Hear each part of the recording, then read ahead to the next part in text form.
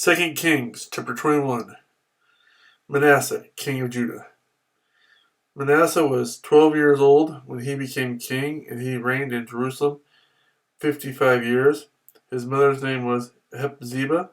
He did evil in the eyes of the Lord, following the detestable practices of the nations the Lord had driven out before the Israelites. He rebuilt the high places his father Hezekiah had destroyed. He also erected altars to Baal and made an Asherah pole, as Ahab, king of Israel, had done. He bowed down to all the starry hosts and worshipped them. He built altars in the temple of the Lord, of which the Lord had said, "In Jerusalem I will put my name." In both courts of the temple of the Lord he built altars to all the starry hosts. He sacrificed his own son in the fire, practiced sorcery and divination, and consulted mediums and spiritists.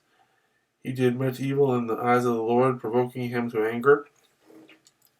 He took the carved Asherah pole he had made and put it in the temple of which the Lord had said to David and to his son Solomon, "In this temple and in Jerusalem, which I have chosen out of all the tribes of Israel, I will put my name forever.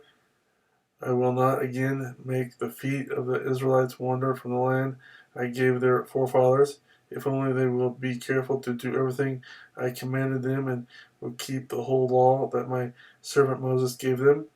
But the people did not listen.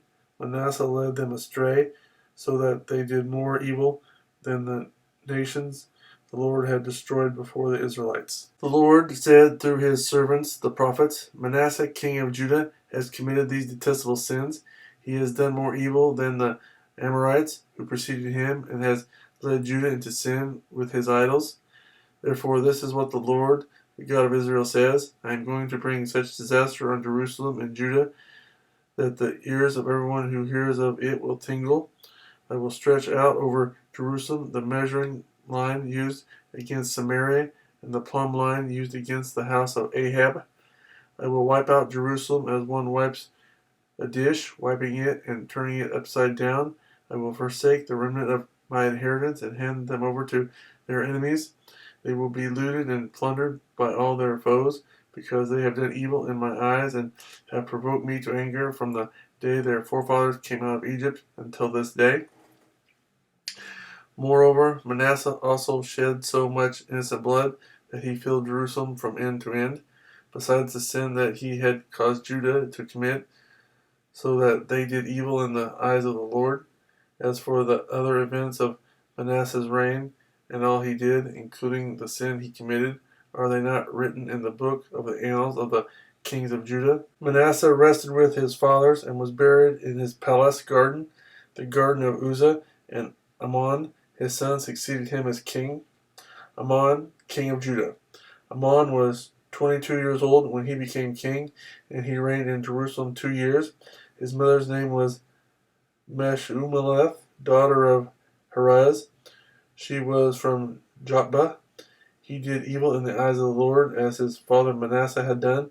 He walked in all the ways of his father. He worshipped the idols his father had worshipped and bowed down to them.